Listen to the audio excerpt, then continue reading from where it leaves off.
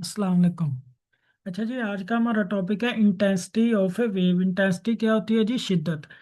Intensity is defined as the amount of energy transmitted per unit area per unit time in the direction of propagation of progressive waves. Intensity क्या होती है जी? Energy transmitted per unit area, यहाँ से जो है वो इसकी इक्वेशन से energy transmitted per unit area per unit time is called its intensity. And it is in the direction of propagation of progressive wave. Progressive wave क्या होती है? वो जो है वो फॉरवर्ड डायरेक्शन में जो है वो मूवमेंट करती है। स्टेशनरी वेव्स की तरह ऐसे नहीं होती कि वो जो है वो ऑपोजिट डायरेक्शन में मूव करे, तो वो जो है वो फॉरवर्ड डायरेक्शन में जो है वो प्रोग्रेसिव वेव्स जो है वो मूवमेंट करती हैं। अच्छा, ये जो है इंटेंसिटी ऑफ वेव वाला टॉपिक, ये जो है वो शॉर्ट क्वेश्चन और एमसीक्यू के हवाले से जो है वो अहम है। अच्छा, it is a measure of the power of a wave and is usually denoted by the symbol I. It is measured in units of watts per square meter. अब ये जो है वो एनर्जी ओवर टाइम, तो ये किसके बराबर होता है जी? पावर के। तो ये आ जाएगा जी पावर पावर ओवर एरिया। तो इसका यूनिट्स क्या हो जाएंगे? पावर का यूनिट वाट्स और एरिया का जो है वो पर metre square. A progressive wave or traveling wave is the one that travels through a medium in a consistent direction and transferring energy from one point to another. तो यहाँ पर जो है वो प्रोग्रेसिव वेव का थोड़ा सा बताया गया है कि ये क्या होती है। ये जो है वो फॉरवर्ड डायरेक्शन में जो है वो कंसिस्टेंट वे से जो है वो हरकत करती है। It is a wave that propagates और moves forward as opposed to a stationary या स्टैंडिंग वेव। स्टैंडिंग वेव की तरह इसमें जो है वो अपोजिट डायरेक्शन से नहीं होती, बल्कि ये जो है वो फॉरवर्ड डायरेक्शन में मूव करती है। Examples of progressive wave include water waves, sound waves, light wave. तो ये सारी जो है वो ये इसकी एग्जाम्पल्स हैं प्रोग्रेसिव वेव की। तो इस तरह का जो है वो एमसीक्यू भी पेपर में आ सकता है। The examples of progressive waves are, तो इसमें जो है वो ये वाली होंगी। इसके अलावा जो है वो इसकी डेफिनेशन और इसकी जो है वो इक्वेशन वगैरह है।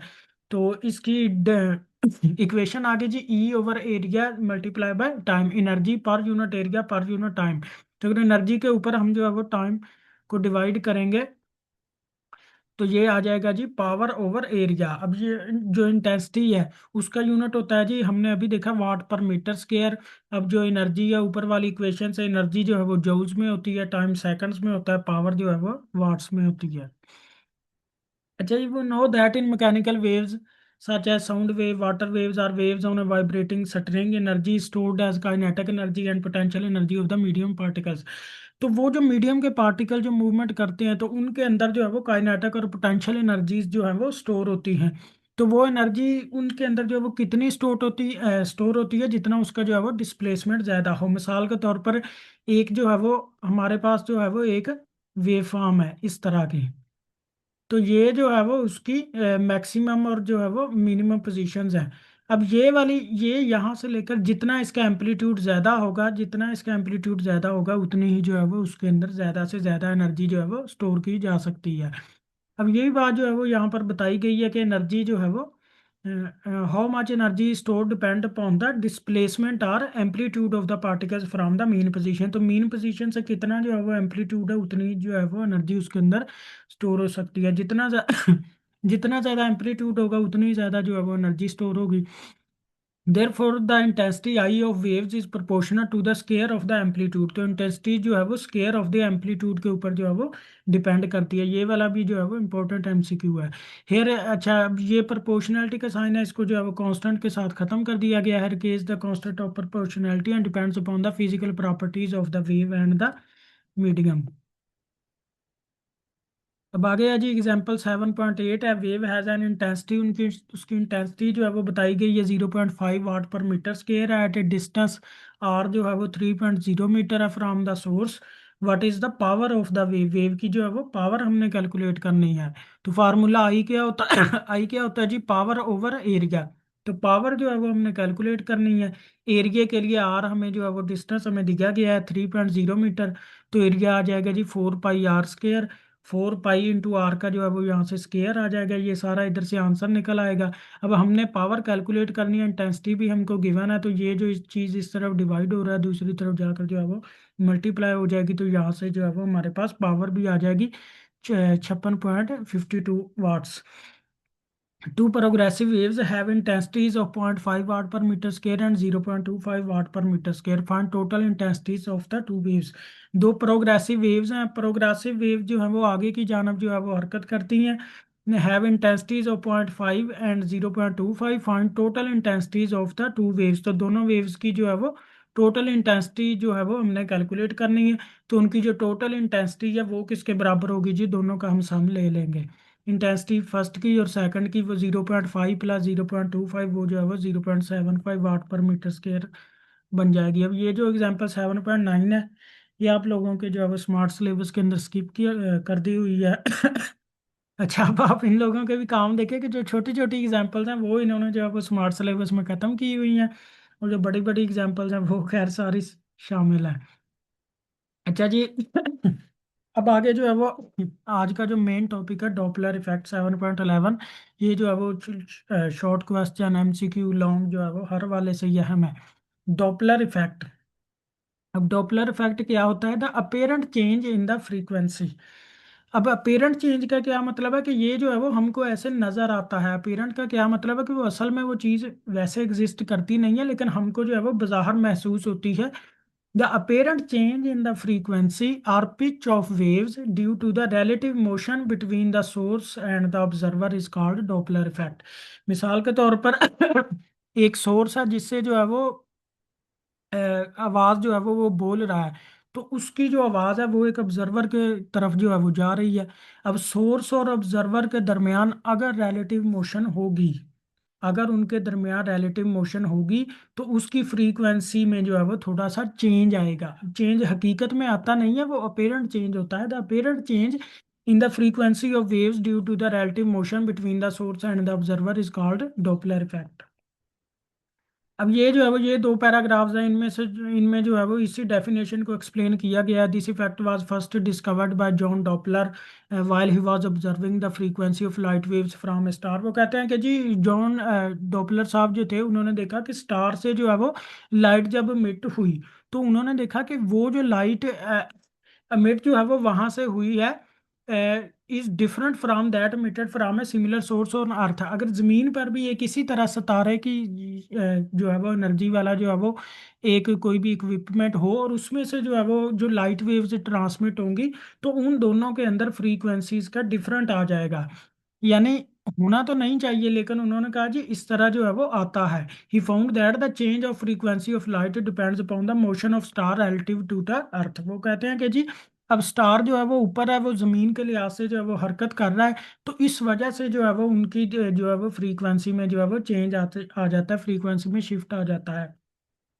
इसकी एक और एग्जांपल भी दी हुई है. This fact can be observed with sound waves also. मिसाल के तौर पर वो कहते हैं कि जी एक ऑब्जर्वर जो है वो रेलवे के प्लेटफार्म के ऊपर खड़ा हुआ है, तो ट्रेन जो है वो सामने से आ रही है. अब ट्रेन जो है वो पहले दूर है, तो उसके जो इंजन की जो खड़ खड़ की आवाज़ आती है वो पहले जो है वो उसकी आवाज़ जो है वो थोड़ी मध्यम होती है. उसकी जो पिच है वो थोड़ी सी जो है वो कम होती है. लेकिन अब चूंकि ट्रेन जो है वो प्लेटफॉर्म की जानब आ रही है तो उसकी आवाज़ जो है वो बढ़ती जा रही है, उसकी फ्रीक्वेंसी जो है वो बढ़ती जा रही है. अब देखें जो इंजन में से जो आवाज़ निकल रही है उसकी फ्रीक्वेंसी तो सेम ही है, वो तो कम या ज़्यादा नहीं हो रही. असल में हो क्या रहा है कि वो जो है वो ट्रेन जो है वो उस ऑब्जर्वर की जानब जो है वो आ रही है. उस ऑब्जर्वर के लिहाज से ट्रेन जो है वो रिलेटिव मोशन में है. अब चूंकि ट्रेन रिलेटिव मोशन में है और वो उस ऑब्जर्वर की जानब आ रही है तो उसको जो है वो अपेरेंट चेंज इन फ्रीक्वेंसी जो है वो महसूस होता है कि जैसे उसकी आवाज़ जो है वो पहले से ज़्यादा होना शुरू हो गई है, क्योंकि आवाज़ तो अभी भी जो है वो इंजन उतनी ही जनरेट कर रहा है जितनी पहले थी. तो लेकिन अभी उनके दरमियान जो है वो फासला कम होता जा रहा है, तो इस वजह से जो है वो उसको जो है वो ज़्यादा फ्रीक्वेंसी के अंदर जो है वो थोड़ा सा शिफ्ट महसूस होगा, फ्रीक्वेंसी में जो है वो अपेरेंट चेंज आ जाएगा. Consider a source of sound. ऐसा है एक जो है वो सोर्स ऑफ साउंड है, ये यहाँ जो है वो यहाँ पर एक डायग्राम दिखाई गई है कि ये एक सोर्स ऑफ साउंड है यहाँ पर. अब ये इसको भी आप बेशक एक ट्रेन ही समझ लें कि एक ट्रेन जो है वो एक मूवमेंट करती जा रही है. अब ट्रेन जो है वो इस सम्मत में जो है वो हरकत करती हुई जा रही है इस सम्मत में. अब सामने जो है वो एक ऑब्जर्वर खड़ा हुआ है जो वो जो है वो उसको ऑब्जर्व कर रहा है. अब जिस स्पीड के साथ जो है वो आवाज हरकत करती हुई जा रही है उसको बोलते हैं जी वी. उसको बोलते हैं वी. और जिस स्पीड के साथ ये जो है वो जो सोर्स है वो हरकत कर रहा है, अब देखो ना आवाज में तो पहले पहुंच जाना है, तो उसकी स्पीड क्या होगी जी v। और ये जो है सोर्स, इसकी स्पीड क्या है जी us। अब ये जो है वो ऑब्जर्वर की जानब जो है वो हरकत करता हुआ जा रहा है। अब देखें मिसाल के तौर पर इसकी फ्रीक्वेंसी पहले जो थी वो आप समझे कि नॉर्मल थी फ्रीक्वेंसी, या वेवलेंथ की अगर आप यहाँ पर बात करें, तो इसकी वेवलेंथ पहले जो है वो नॉर्मल थी। लेकिन अब जब वो आगे की जानब हरकत करता हुआ जा रहा है तो फासला तो कम होता जा रहा है।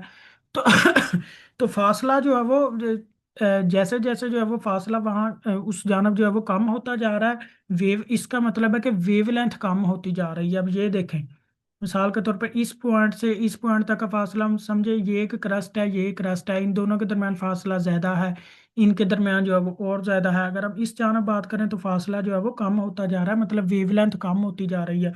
तो जैसे जैसे वेवलेंथ कम होती जा रही है वैसे वैसे फ्रीक्वेंसी जो है वो बढ़ती जा रही है। जैसे जैसे वेवलेंथ कम होती जाएगी, अभी इसके अंदर जो है वो पहले जो पुरानी बुक थी उसमें चार केसेस होते थे कि ये जो है वो कि एक स्टेशनरी सोर्स है उसकी जानब ऑब्जर्वर हरकत कर रहा है, या ऑब्जर्वर उस सोर्स से जो है वो दूर जा रहा है। फिर ये एक ऑब्जर्वर यहाँ पर खड़ा हुआ है, या सोर्स उसकी जानब जा रहा है, या सोर्स जो है वो उससे दूर जानब जा रहा है। तो अभी ये जो अभी चूंकि हमारी किताब जो है वो इस साल अपडेट हुई है, तो इसमें जो है वो इन्होंने सिर्फ दो ही केसेस को जो है वो डिस्कस किया है कि जिसमें ऑब्जर्वर यहाँ पर है, सोर्स जो है वो हरकत कर रहा है, कभी ऑब्जर्वर की जानब और कभी जो है वो ऑब्जर्वर से दूर जो है वो हरकत करता हुआ जा रहा है। तो अब ये देखें, जब ये जो सोर्स है ये ऑब्जर्वर की जानब हरकत करता हुआ जा रहा है, तो उस वक्त वेवलेंथ जो है वो कम होती जा रही है। और आप लोगों को तो जो है वो अल्टीमेटली वैसे भी पता है v is equal to f lambda. तो जहां पर वेवलेंथ कम होती जाएगी वहां पर फ्रीक्वेंसी जो है वो बढ़ती जाएगी। अच्छा जी, अब हम जो है वो थ्योरी की जानब जाते हैं। तो अगर ये लॉन्ग क्वेश्चन आता है तो डेफिनेशन के बाद आप समझे कि यहाँ से जो है वो स्टार्ट होगा असल जो आपने लिखना है। Consider a source of sound है, एक सोर्स ऑफ साउंड जो है वो वहां पर पड़ा हुआ है जिसका नाम एस है, एट रेस्ट है। पहले वो जो है वो रेस्ट की हालत में पड़ा हुआ है। विच इमिट्स साउंड वेव्स है वेवलेंथ लैम्डा। तो वो जो है वो जब वो एक आवाज लगाता है, हारन बजाता है, या उसके जो इंजन की आवाज है जिस वक्त वो स्टार्ट हुआ, लेकिन अभी उसने जो है वो कोई भी फासला तय नहीं किया तो उसकी वेवलेंथ कितनी है जी, लैम्डा है। Let speed of the sound for stationary observer. अब जो साउंड की स्पीड है वो मैंने आप लोगों को बताया कि उसको जो है वो हम वी से डिनोट करते हैं। वो स्टेशनरी ऑब्जर्वर के लिए जो वहां पर खड़ा हुआ है उसको सुन रहा है वो क्या है जी V. Then the number of waves received by observer in 1 second. तो ऑब्जर्वर को जो है वो किस फ्रीक्वेंसी से आवाज, जिस वक्त अभी वो जो है वो आप समझे कि ट्रेन ने जो या उस सोर्स ने जो है वो चलना नहीं शुरू किया, तो उस वक्त से फ्रीक्वेंसी एफ किसके बराबर होगी जी, वी ओवर लैम्डा के। अब हमारे पास हैं जी दो cases, when a source of sound moves toward the stationary observer and then moves away from the stationary observer. तो अभी हम जो है वो पहले वाला केस डिस्कस करते हैं, when source of sound moves towards the stationary observer. अच्छा जी, when the source moves towards the stationary observer A with velocity US. अब वेलोसिटी इसकी जो है वो वेलोसिटी क्या है, यूएस है। और जो स्पीड ऑफ साउंड है वो क्या है जी, V US. Then waves are compressed. तो यहाँ पर वेवलेंथ जो है वो कम होती जा रही है, वेव्स कंप्रेस हो, क्योंकि जो फ्रीक्वेंसी है वो तो पहले जितनी उसकी थी जो है वो उसी हवाले से जो है वो आवाज, अब डिस्टेंस जो है वो कम होता जा रहा है, वेवलेंथ जो है वो कम होती जा रही है। Then waves are compressed. तो वेव कंप्रेस हो जाती हैं and their wavelength is decreased, और उनकी वेवलेंथ जो है वो डिक्रीज हो जाती है। In this case the waves are compressed by an amount given as. तो उनकी वेवलेंथ, अगर हम यहाँ से वेवलेंथ को कैलकुलेट करें तो वो क्या आ जाएगी, यहाँ से वेवलेंथ को कैलकुलेट करें वी ओवर एफ आ जाएगी। वो तो था जी जनरल सिनेरियो। अब यहाँ पर चूंकि हमने कहा जी वेवलेंथ के अंदर जो है वो चेंज आ रहा है, तो उस चेंज को जो है वो हम डेल्टा वाई से डिनोट कर लेते हैं। वेवलेंथ यहाँ पर जो है वो कम हो गई है, तो डेल्टा वाई आ जाएगा जी यू एस, वो जो सोर्स है उसकी speed over F, US over F.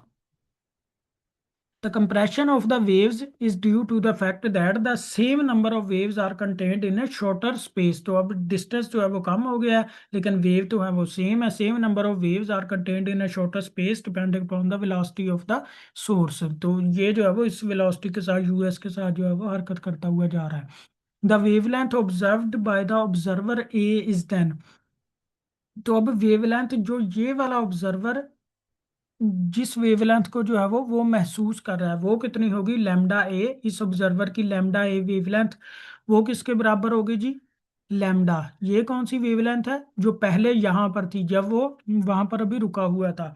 तो वो जो इनिशियल वेवलेंथ थी माइनस उसके अंदर कितना जो है वो चेंज आ गया है, तो वो वाली वेवलेंथ जो है वो इस ऑब्जर्वर के हिसाब से वेवलेंथ पहले वाली ओरिजिनल माइनस जो है वो उसके अंदर जितना चेंज आ गया है, या जितनी वो जो है वो कम हो गई है, अब कम हुई है तो यहाँ से जो है वो माइनस किया जाएगा।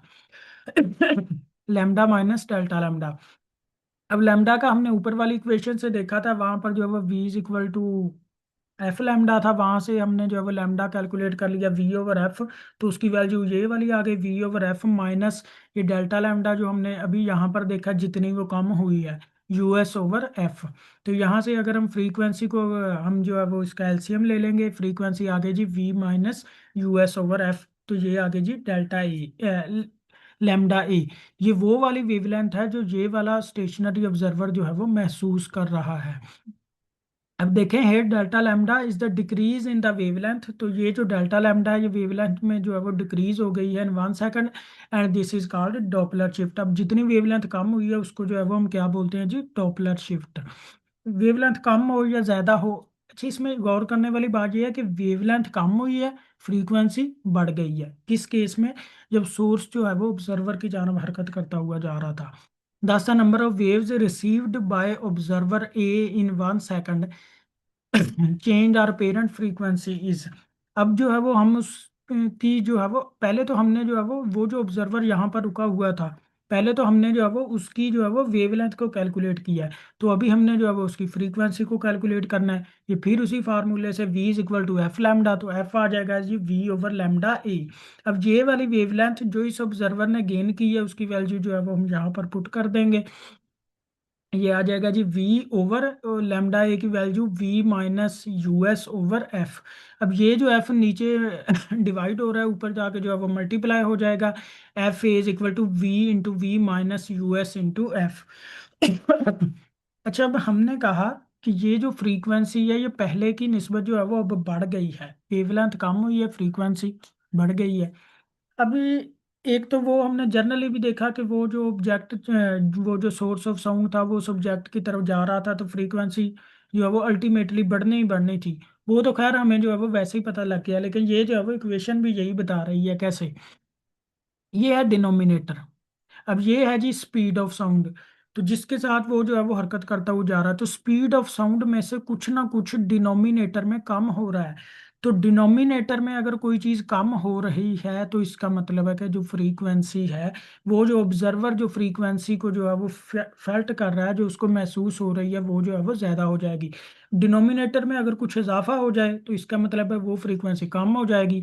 अब इसमें कमी हो रही है तो वो वाली फ्रीक्वेंसी जो है वो ज्यादा हो गई है। अब ये वाली v माइनस यू एस अगर डिक्रीजिंग है तो वो वाली फ्रीक्वेंसी क्या हो जाएगी जी, इंक्रीजिंग हो जाएगी। इसका मतलब है वो वाली फ्रीक्वेंसी जो है वो बढ़ गई है, या इसको हम जो है वो एक और तरीके से भी कह सकते हैं, अगर ये वाला ये जो सारा फैक्टर है v over v minus you x, v over v minus U S, अगर ये 1 से ग्रेटर हो जाए, अगर ये 1 से ग्रेटर हो जाए, मिसाल के तौर पर 2 हो जाए, 3 हो जाए, तो फिर भी जो है वो ये वाली इक्वेशन यही बता रही होगी कि ये जो एफ ए है, जो हमारे पास न्यू फ्रीक्वेंसी है, वो जो ओरिजिनल फ्रीक्वेंसी से जो है वो अपेरेंटली ज्यादा नजर आएगी। कैसे, मिसाल के तौर पर यहाँ पर आ जाता है जी 2f।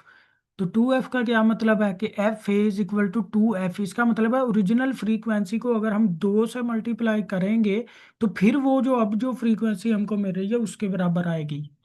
या 3 हो जाती है, 4 हो जाती है, जितना भी, अगर वो 1 से बढ़ी है तो इसका मतलब है कि वो वाली फ्रीक्वेंसी जो है वो बढ़ गई है। अब ये वाली जो इतना सारे का सारा फैक्टर है, अगर ये 1 से बड़ा है तो इसका मतलब है कि ये जो अपेरेंट फ्रीक्वेंसी जो है वो फ्रीक्वेंसी अपेरेंटली इंक्रीज हो गई है। तो इसका मतलब क्या है कि ये जो एफ ए, जो ऑब्जर्वर जिस फ्रीक्वेंसी को फेल्ट कर रहा है वो ओरिजिनल फ्रीक्वेंसी से जो है वो अपेरेंटली बढ़ गई है। The thus the apparent frequency of sound heard by observer increases, वो फ्रीक्वेंसी जो है वो इंक्रीजेज हो गई है, which in turn will increase the pitch of the sound, तो इससे जो है वो पिच ऑफ द साउंड जो है वो इंक्रीज हो जाएगी। अब दूसरा केस है when source of sound moves away from the stationary observer. पहले जो है वो हम डायग्राम पर ही थोड़ा सा जाते हैं। अब आप ये समझे कि हमने इस केस में कहा था कि जी सोर्स ऑफ साउंड जो है वो ऑब्जर्वर की जानब हरकत करता हुआ जा रहा है। अब आप ये समझ ले कि ऑब्जर्वर जो है वो इस जानब नहीं, वो जो है वो इस जानब बैठा हुआ है ऑब्जर्वर भी। तो ये जो है वो बिल्कुल उसी डायरेक्शन में उसी जानब जा रहा है। तो जब वो उसी डायरेक्शन में जा रहा है तो फासला तो इन दोनों के, इस ऑब्जर्वर और इन दोनों के दरमियान, पहले वो यहाँ पर था तो फासला तो अब बढ़ना शुरू हो जाएगा। तो जैसे जैसे फासला बढ़ना शुरू हो जाएगा, तो वैसे वैसे वेवलेंथ जो है वो बढ़ना शुरू हो जाएगी। जैसे जैसे वेवलेंथ बढ़ना शुरू होगी तो फ्रीक्वेंसी जो है वो कम होना शुरू हो जाएगी। तो इसके अंदर जो फ्रीक्वेंसी में चेंज आएगा वो डिक्रीजिंग चेंज होगा।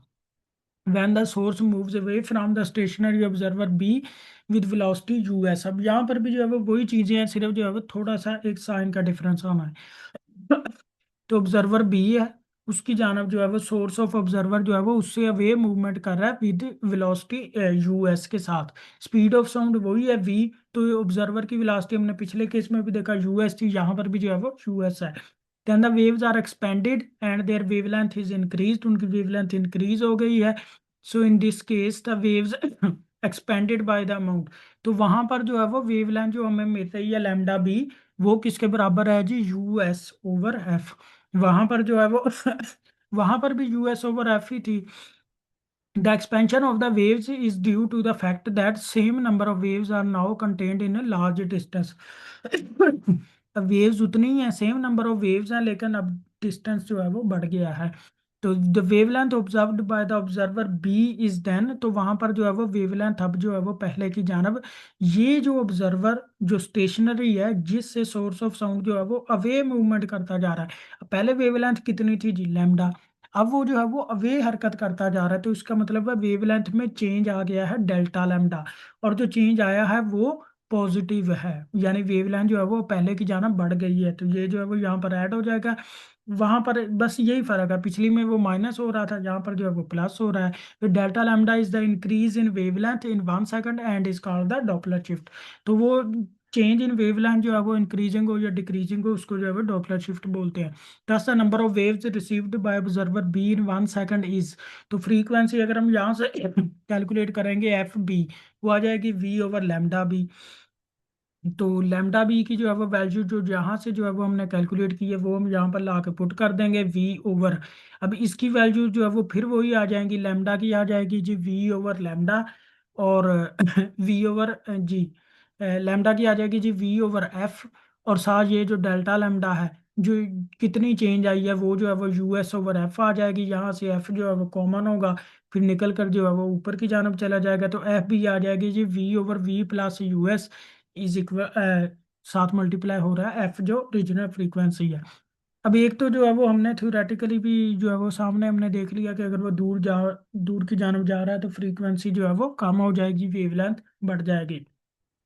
तो अगर अब हम यहाँ पर देखें तो ये इक्वेशन से भी वही चीज़ साबित हो रही है। अगर ये जो इतना सारा के सारा फैक्टर है V over V plus U S, अगर ये जो फैक्टर है वो अगर ये 1 से कम हो जाए, मिसाल अगर ये 0.5 हो जाता है, तो एफ बी किसके बराबर आ जाएगा जी, 1/2 × एफ। इसका मतलब है फ्रीक्वेंसी को अगर हम हाफ करेंगे तो फिर वो उसके बराबर आएगी। तो इसका मतलब है वो जो न्यू फ्रीक्वेंसी मिल रही है वो ओरिजिनल फ्रीक्वेंसी का हाफ है, मतलब ओरिजिनल फ्रीक्वेंसी पहले की निस्बत जो है वो कम हो गई है। जो हमको न्यू फ्रीक्वेंसी मिल रही है वो एक ऐसी फ्रीक्वेंसी है जो पहले की निस्बत जो है वो अब कम हो गई है। तो V over V plus U S जो है वो 1 से जो है वो लेस होना चाहिए। तो जब वो लेस होगा तो फिर क्या होगा, जो एफ बी जो अपेरेंट फ्रीक्वेंसी जो अभी हमको मिल रही है वो ओरिजिनल फ्रीक्वेंसी जो से जो है वो कम होगी। इस तरह के जो है वो एमसीक्यूज वगैरह भी इसमें आ सकते हैं। Thus, the apparent frequency of sound heard by the observer decreases, which in turn will decrease the pitch of the sound। अच्छा जी, अब आगे दो जो है वो छोटी छोटी एग्जांपल्स हैं। यहाँ पर जो है वो आप ये देखें। अब ये तो हमने कहा कि जी ऑब्जर्वर जो है वो रुका हुआ है और ये जो है वो हरकत करता हुआ जा रहा है। अगर हम ये कहें कि ये जो ऑब्जर्वर है, पहले आप ये एग्जांपल लें कि ये जो सोर्स ऑफ साउंड है ये हरकत नहीं कर रहा, ये सिर्फ अपनी जगह पर रुका हुआ है। और ये जो ऑब्जर्वर है ये भी अपनी जगह पर रुका हुआ है।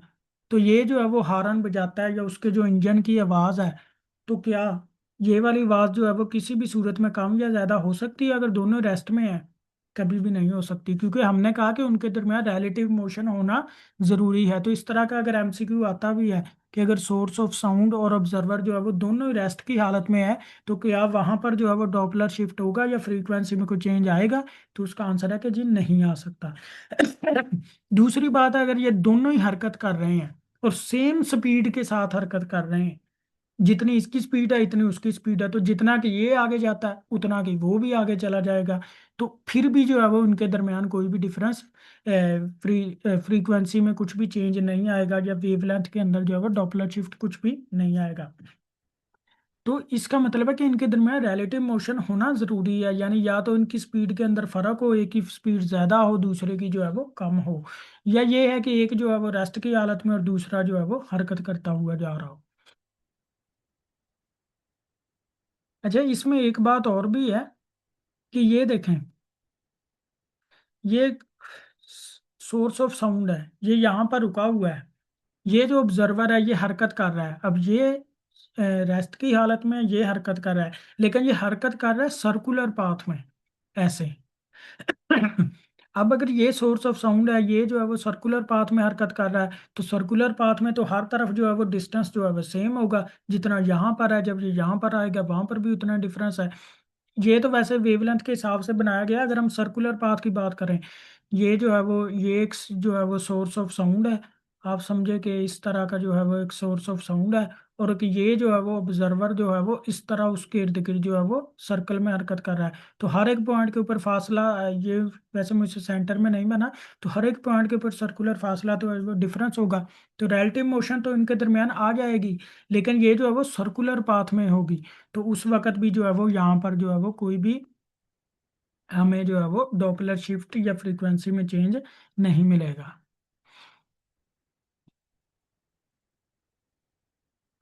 अच्छा जी, अब आगे जो है वो दो एग्जांपल्स हैं। टू ट्रक्स हैं पी एंड क्यू, वो जो है वो मोटरवे के ऊपर जो है वो सेम डायरेक्शन में हरकत करते हुए जा रहे हैं। द लोडिंग ट्रक पी जो है वो उसकी स्पीड 12 है, क्यू की स्पीड जो है वो 20 है। Sound its horn to meet a steady note which पीज driver estimate as a frequency. अभी वो कह रहे हैं कि जी क्यू ने जो है वो एक हॉर्न बजाया जिसकी फ्रीक्वेंसी पी ने, क्यू ने एक हॉर्न बजाया जिसकी फ्रीक्वेंसी पी को कितनी महसूस हुई है जी, 830 हर्ट्ज।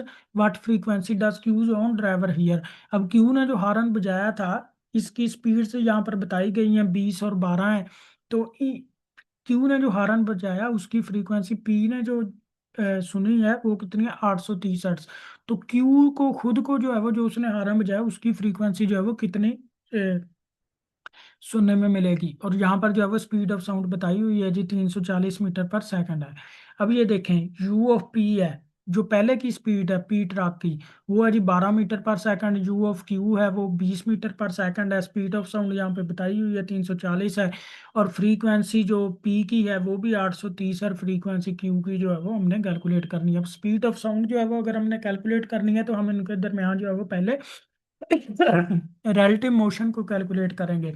अब रिलेटिव मोशन को हम कैसे कैलकुलेट करते होते हैं, ये कंसेप्चुअल बात है कि अगर दो ऑब्जेक्ट जो है वो सेम डायरेक्शन में जो है वो मूवमेंट कर रहे हों, तो उनकी जो स्पीड्स होती हैं वो आपस में माइनस हो जाती हैं। अगर वो रिलेटिव मोशन हो उनके दरमियान, अगर दोनों सेम डायरेक्शन के अंदर जो है वो मूवमेंट कर रहे हों, तो उनकी स्पीड जो है वो आपस में माइनस हो जाती हैं। और अगर ये ऑपोजिट डायरेक्शन में मूवमेंट कर रहे होते, ये पी इस तरफ जा रहा होता क्यू उस तरफ जा रहा होता, तो फिर इन दोनों की जो है वो स्पीड जो है वो अगर हमने रिलेटिव मोशन निकालनी होती तो वो दोनों ऐड अप हो जानी थी। ये वाली बात जो है वो कंसेप्चुअल है, आपने जो है वो याद रखनी है। ये जो है वो अगर सेम डायरेक्शन में हो तो उनकी स्पीड्स माइनस होंगी, अगर ऑपोजिट डायरेक्शन में हो तो उनकी रिलेटिव मोशन जो है वो एड अप हो जाएगी। तो अब जो है वो स्पीड जो है वो जो रिलेटिव मोशन जो है वो हम कैलकुलेट करना चाहते हैं, यूएस वो क्या है जी, यू क्यू माइनस जो है वो यूपी 20 मीटर पर सेकंड माइनस जो है वो 12 मीटर पर सेकंड, ये आगे जी यहाँ से यूएस हमारे पास आ गए जी 8 मीटर पर सेकंड से। अब देखिए जी, फार्मूला हमारे पास वही है, F is equal to V over V minus U S into F naught. तो यहाँ पर जो है वो हम पी और क्यू की बात कर रहे हैं, तो पी की जो पी यहाँ पर आ जाएगा, क्यू जो है वो यहाँ पर आ जाएगा। अब उसकी वैल्यूज जो है वो हम पुट कर देंगे। फ्रीक्वेंसी पी की जो है वो हमारे पास मौजूद है 830 हर्ट्ज है। स्पीड ऑफ साउंड हमें बताई हुई है 340 है। यूएस रिलेटिव मोशन हमने यहाँ से कैलकुलेट कर ली है 8 मीटर पर सेकंड। और ये वाली जो एफ क्यू है, ये वाली फ्रीक्वेंसी जो है वो हमने कैलकुलेट करनी है।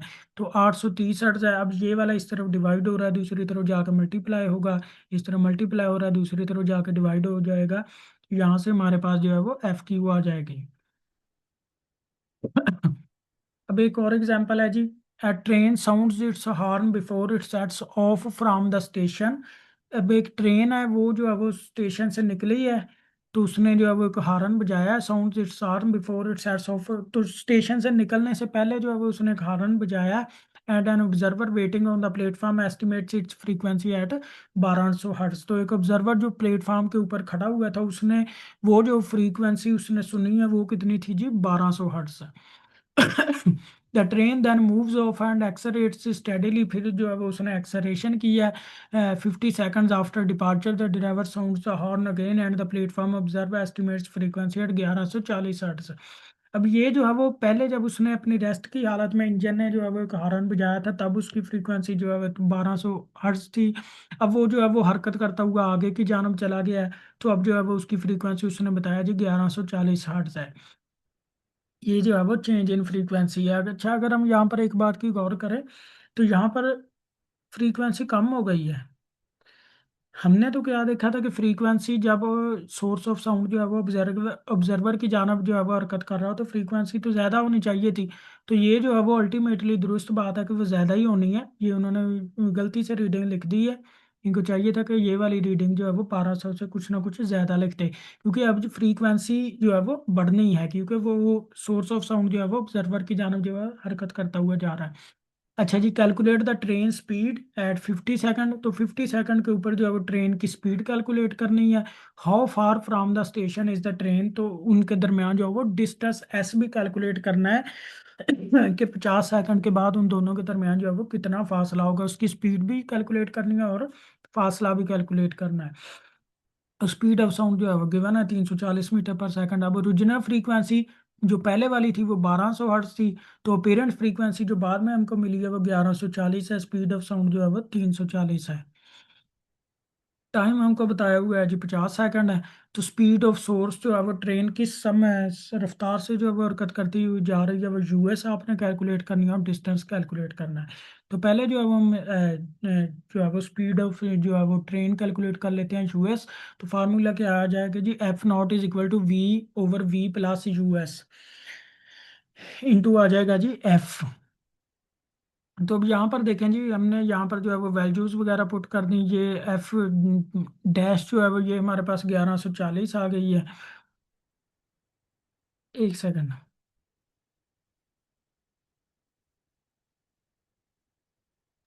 अच्छा, ये वैल्यूज जो उन्होंने 1140 ली है, ये बिल्कुल ठीक है। उसमें क्या हो रहा है कि ट्रेन जो ऑब्जर्वर है वो भी स्टेशन के ऊपर ही खड़ा हुआ था, और जो ट्रेन है वो भी स्टेशन के ऊपर ही खड़ी हुई थी। वहां पर जो उसकी फ्रीक्वेंसी थी 1200 हर्ट्ज। तो हमने जो है वो क्वेश्चन को पढ़ते हुए गौर नहीं की, ट्रेन जो है वो स्टेशन की तरफ आ नहीं रही बल्कि स्टेशन से दूर जा रही है। वो कह रहा है sets off from the station. वो जो है वो ट्रेन से जो है वो स्टेशन से जो है वो ट्रेन दूर जा रही है। तो अगर वो दूर जा रही है, तो अल्टीमेटली ये वाली वैल्यू भी जो है वो दुरुस्त है। वो जो है वो 1200 से कम होकर जो है वो फ्रीक्वेंसी कम होकर 1140 रह गई है।